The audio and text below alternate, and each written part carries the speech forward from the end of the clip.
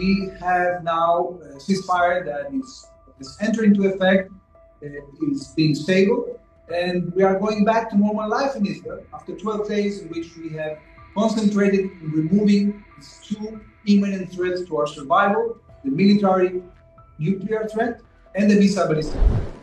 Absolutely. But do you think Israel has achieved what it set out to do? Absolutely, Flora. We have very seriously, there was some frustration there because he expected that the ceasefire will enter into effect smoothly, and that didn't happen. So it required additional attention that he was impatient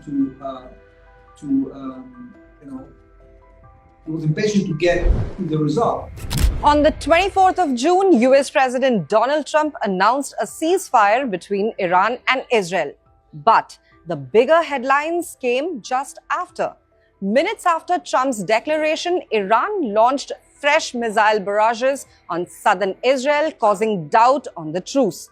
Both nations appeared poised for further escalation, with neither side immediately confirming their commitment to Podes's ceasefire, thus deepening global uncertainty. President Trump, visibly frustrated, issued a stern warning to US ally Israel to avoid further conflict. Meanwhile, questions began to surface about the success of Operation Midnight Hammer after reports suggested Iran's Fordow nuclear site may have survived the US strikes. Now, with some clarity emerging 24 hours later, the future of Middle East still remains uncertain. To unpack these developments, we spoke to Israel's ambassador to India, Reuben Azhar. In this exclusive interview, he discusses the fragile ceasefire, Israel's current stance, and how the global geopolitical landscape is shifting. Let's hear what he has to say. Well, thank you, Flora, and thank you, Sylvia, for this interview. The ceasefire was brokered in coordination with Israel. The only problem was that 1 hour after it was supposed to enter into effect, the Iranians fired two ballistic missiles at Israel, and Israel decided to retaliate. At that point, the president was concerned, the president of the United States, to whom we are very grateful for his role not only in assisting Israel, but also in brokering this ceasefire. He was concerned that the ceasefire might collapse, and therefore he called our prime minister and asked him to withhold the retaliation, which we did. So we have now a ceasefire that is entering into effect, is being stable, and we are going back to normal life in Israel after 12 days in which we have concentrated in removing these two imminent threats to our survival: the military nuclear threat and the missile ballistic. Absolutely. But do you think Israel has achieved what it set out to do? Absolutely, Flora. We have very seriously decimated Iran's nuclear program, because not only we actually attacked these facilities together with the Americans, the conversion site in Isfahan, the factory in Natanz, and the installation in Fordow, which the Americans had targeted, but we hit dozens of nuclear activity locations, including, most importantly, the clandestine group that was assembling a nuclear device. We hit the headquarters of Iran's atomic agency. We hit the archive of the nuclear archive of Iran, and many other elements that actually gives us confidence that the Iranians will not be able, for several years at least, to build a nuclear weapon. Absolutely. Before we move on to Divya, Mr. Ambassador, your thoughts on the US President Donald Trump as the mediator, because somewhere in between yesterday, he got a little frustrated because the missile barrages won't stop. Yeah, indeed. Well, there was some frustration there because he expected that the ceasefire will enter into effect smoothly, and that didn't happen. So it required additional attention that he was impatient he was impatient to get to the result. Ultimately, we have managed to get to the result, and again, we are very thankful to the president both for brokering ceasefire, for assisting Israel in giving it what it needs to defend itself, in the support that it has been giving through missile air defense batteries in the Eastern Mediterranean, and of course by targeting himself with the American forces, the installation in Fordow, and actually warning the Iranians that the United States will never accept a nuclear armed group. Ambassador, I have a question. So, after 12 days of conflict, which almost brought the world to the edge, especially the region, the West Asian region, as we call it, do you think the setback, the aim of the entire program, the setback to the Iran's nuclear program has been achieved? Because we heard the Foreign Minister Arakchi today saying that Iran will continue to enrich their nuclear program. How do you see that? Yes. First of all, of course, there are attempts to downplay the Israeli achievement, but it's very clear that we have achieved our aim, that the Iranians haven't been able to prevent us from taking action, that they are exposed and are vulnerable. And if they try to reconstitute the military nuclear program, we will have to act again. And therefore, we support returning to diplomacy. Unfortunately, after decades of attempts, including the last attempt of President Trump to offer them a deal in which they will commit to refrain from enriching uranium, to refrain to having a nuclear military program, the Iranians refused. So now, after what happened, we hope that the Iranians will actually use logic and commit to refrain from engaging in a military nuclear program. I have a follow-up question to that. Iran, do you think that the talks that the US and Iran were having on the nuclear program, those can still proceed because Iran is supposed to have said that they never left the table? It is because of the strike that the talks got derailed or hit in that sense. Do you think the talks will still go through? Look, talks may be important, but they are important if they lead to a result. And if the parties that are part of the talks are serious about getting into a result. What the Iranians were doing, they were deceiving the international community. Okay? They were using the opportunity to talk while racing into a nuclear weapon.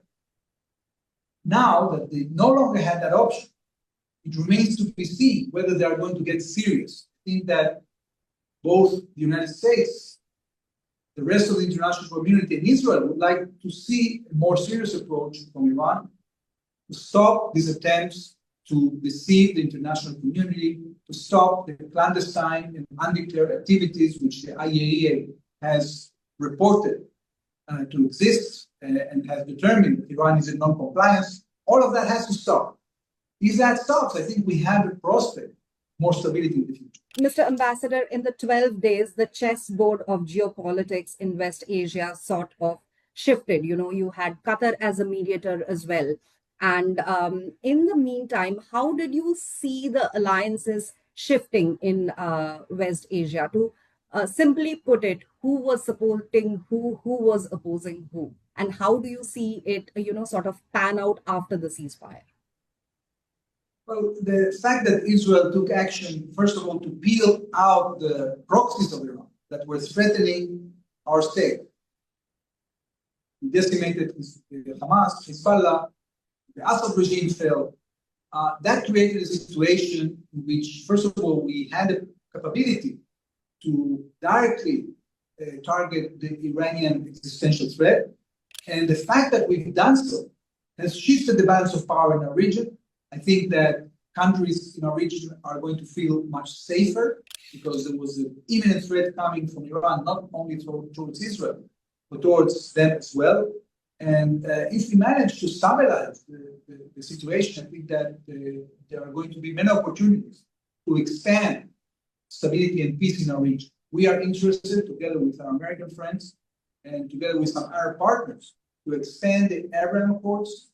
That would entail many opportunities for development of the region, and creating connectivity also between Asia, between India and Europe through the Middle East. So we're looking forward to go back to diplomacy, to go back to stability, and not only to go back to our normal lives, but to build better lives for all the people in the region. Right. In the follow-up to that, Mr. Ambassador, in the meantime, there was China and there was Russia also, and these are sort of superpowers.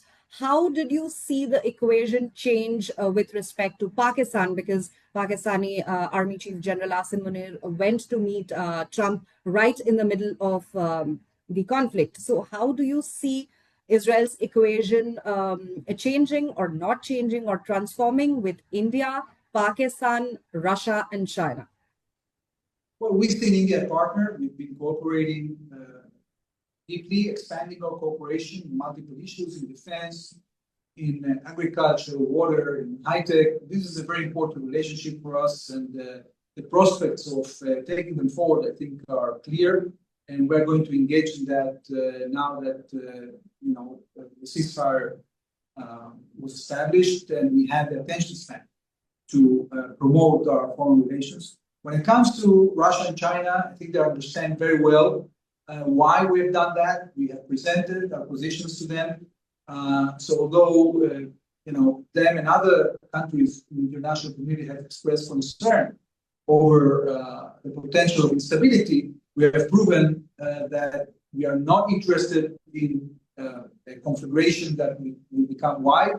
We concentrated just in two military targets that were designed to remove an existential threat from our country. And now that this is achieved, we have ceasefire, and we are going to work with them and more international partners to keep stability in this thing. Ambassador, you mentioned that we are back to diplomacy, as a long-time solution to issues of the world. Prime Minister Modi has often advocated diplomacy as that the solutions cannot be found in battlefield, and diplomacy as a solution for many conflicts that are going around in the world. Prime Minister Modi and Prime Minister Netanyahu also had a call on day one when the conflict started. So what was the conversation about, if you could? Well, Prime Minister presented to Prime Minister Modi the reasons why we have decided to go to this operation. We are happy that Prime Minister Modi got the call and that he listened carefully to our presentation and our motivation. I think that generally many countries in the world understand that